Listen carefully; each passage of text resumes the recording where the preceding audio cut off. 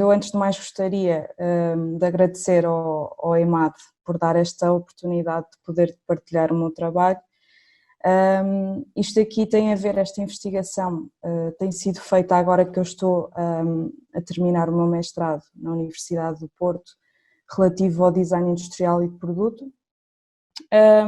Isto aqui também tem a ver com o facto de sempre me prender bastante o interesse, não só do design, mas também da música e dos efeitos que isso pode trazer, mesmo para os utilizadores, neste caso os pacientes que recorrem a este tipo de tratamento. Uma das coisas que eu verifiquei é que realmente este tipo de terapia tem cada vez mais aumentado a nível de importância globalmente. E portanto este artigo faz uma relação em como é que o design se pode aplicar neste tipo de terapia, em 4 dimensões, as suas dimensões mais importantes, a nível da ergonomia,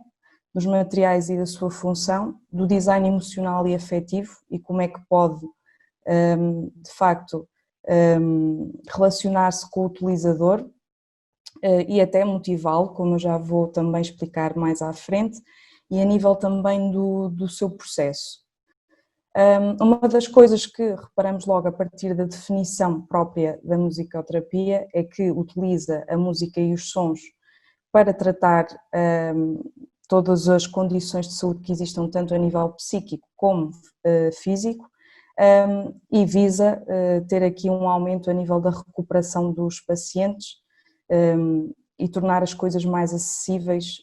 e aumentar também a sua autoestima e motivação relativamente ao tratamento. E outro dos conceitos, que é uma das máximas do design, é o Human Centered Design, que é muito utilizado, muito falado pelo Donald Norman, que faz então portanto tem a ver com a análise das necessidades das pessoas e como é que pode realmente haver aqui uma construção e uma criação de um objeto que seja uma melhor solução relativamente às problemáticas dos seus utilizadores. Neste caso, o que seria o que eu comecei então a pesquisar foi a parte da problemática da musicoterapia. Tive algumas entrevistas, fiz a uma musicoterapeuta do Centro Benenson no Porto, e uma das coisas que ela própria me referiu é que existe muita dificuldade a nível dos utilizadores, neste caso os pacientes, conseguirem estar à vontade ao utilizar os instrumentos musicais. Isto porque são instrumentos tradicionais, nem toda a gente tem, isto são várias faixas etárias, têm também diferentes limitações, diferentes condições, tanto a nível físico, psicológico ou afetivo, e portanto nem sempre o instrumento musical se adapta a estas pessoas. E uma das coisas que realmente é importante neste caso seria, porque um dos modelos de tratamento da musicoterapia é um modelo, segundo o que essa musicoterapeuta me referiu, tem a ver com a comunicação do paciente ao fazer o seu tratamento, a comunicação gestual, neste sentido, de como, portanto, tem que estar, no fundo, à vontade para que os musicoterapeutas façam uma análise de como é que o tratamento está a correr e tenham esse tipo de feedback. Portanto, existe também esta importância emergente de conseguir melhorar este tipo de questões na musicoterapia, por isso é que eu gostaria de passar aqui a referenciar como é que o design pode aplicar-se nesta questão. Portanto, nesta questão de haver realmente uma melhor solução que se possa adaptar a estas questões, o que eu fiz foi uma análise de casos de estudo, isto também, lá está, tem a ver muito também com a minha fase inicial de investigação da minha tese,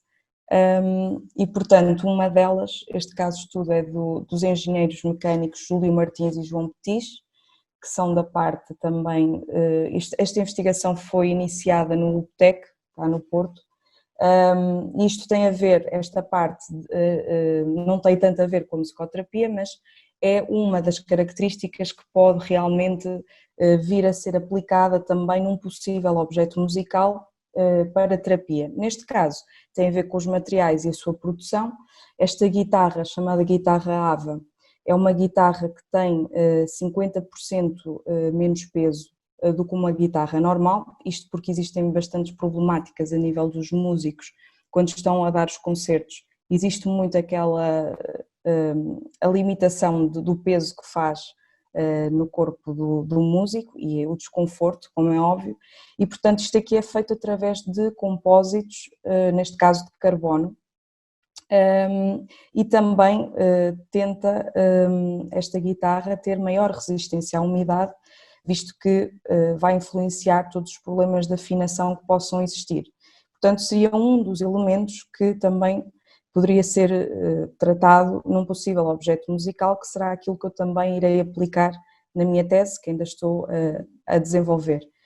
Depois teremos aqui a parte ergonómica, tal como eu já tinha falado, seria uma grande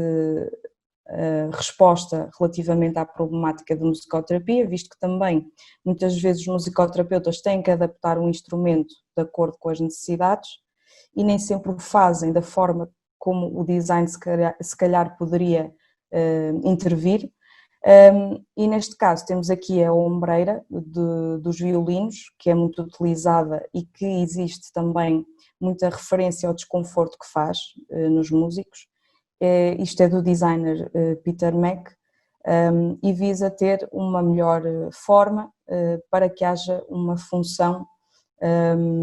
portanto consiga responder ao facto de ser desconfortável, portanto torna-se mais confortável e seria também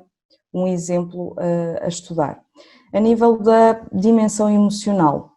isto foi um projeto, o Sound Design Project, foi entre duas universidades, portanto teve a ver com um curso de musicoterapia, uma parceria entre musicoterapia e design industrial, é o Sound Design Project, e este é um dos instrumentos que foram desenvolvidos, um dos protótipos, que é o Twisted Tune. Isto foi mesmo personalizado, digamos assim, para uma paciente, uma menina de 9 anos que tinha vários constrangimentos a nível, acho que era um tipo de paralisia, se bem me recordo, uma paralisia a nível do braço, e aquilo que a nível médico recomendavam seria conseguir aumentar a rotação do pulso para que motive e consiga aumentar a flexibilidade a nível da musculatura. E portanto o Twisted Tune é um instrumento em que só a partir desta rotação, deste manípulo que, como está aqui na imagem, só a partir dessa rotação é que consegue reproduzir um som. Depois desta análise, aquilo que os estudantes analisaram e verificaram, assim como os seus docentes, é que houve realmente um aumento da motivação do paciente, cerca de 50%, e além disso motivou muito mais, neste caso a criança de 9 anos, a prosseguir com o tratamento e a poder melhorar e tratar também a sua autoestima e motivação. É outra das coisas que o design pode fazer a nível estético, visto que não só a estética, mas também a sua boa experiência a nível do utilizador-objeto, cria aqui a tal afetividade e o apego do utilizador ao produto. Pronto, depois, por fim, temos aqui um quarto caso de estudo, que eu também analisei, do designer Philip Weber, A Strange Symphony, que teve, esta parte tem mais a ver com a abordagem processual que o design tem. Neste caso, isto foi uma coisa que acabou por surgir assim um bocadinho de improviso e o conceito deste projeto é mesmo isso, ou seja, isto foi um trabalho que ele desenvolveu com um artesão que fazia o sopro de vidro e portanto com a questão da metodologia de fazer então estas experiências de soprar e etc., o próprio artesão dizia a este designer que era como se fosse o improviso da música, do jazz, e que isso que sentia que era um pouco como se fosse um saxofone. Então o designer Philip Weber pegou nessa metáfora e nessa alegoria e fez então aqui uma espécie de portanto, foi o saxofone, a partir da arte de soprar o vidro,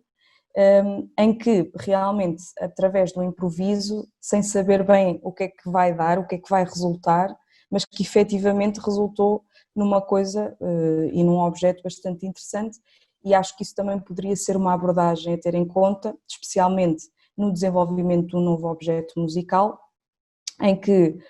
a parte processual do verificar, fazer o redesenho, fazer o desenho, testar, perceber se a forma faz sentido com o som que se quer adequar, ir fazendo esse tipo de processo e não ter aquela rigidez a nível de medidas, digamos assim, da parte muito de engenharia e mais racional, mas sim ir vendo como é que o processo pode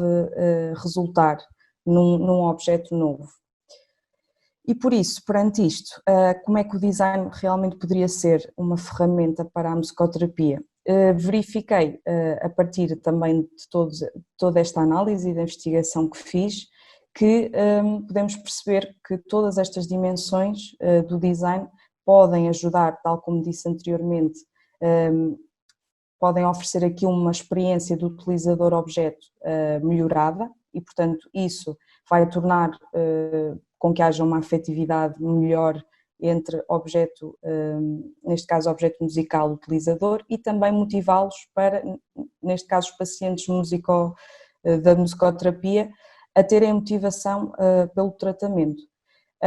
E criar novos instrumentos musicais pode ser também realmente uma boa oportunidade, até porque o design é uma área bastante multidisciplinar e, portanto, tanto o design como a musicoterapia, como nós verificamos, adequam-se e visam responder às necessidades do utilizador. Portanto, uma das conclusões é que realmente poderia haver aqui a possibilidade de haver uma nova abordagem a nível de som-forma, que eu também ainda estou a investigar e estou a desenvolver na minha tese, que pode resultar também numa nova metodologia do design e, sobretudo, tentar aqui